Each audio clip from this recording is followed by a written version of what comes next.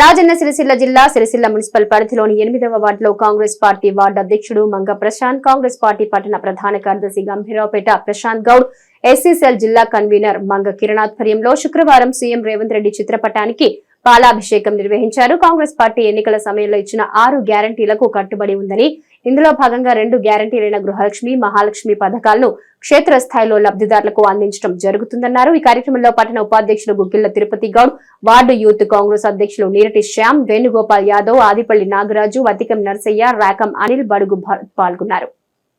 మొన్నటి రోజున 2 గ్యారంటీలు 500 రూపాయలకు సిలిండరు మరియు 200 యూనిట్లలోపు కరెంటు బిల్లు ఫ్రీ అనే పథకం, సబ్సిడీ పథకం కింద ఈరోజు పెద్దూరు గ్రామంలో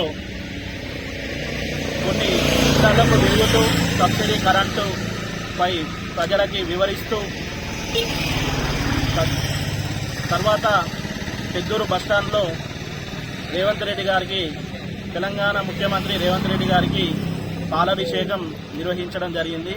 ఈ కార్యక్రమంలో పెద్దూరు కాంగ్రెస్ నాయకులు, ప్రజలు పాల్గొనడం జరిగింది.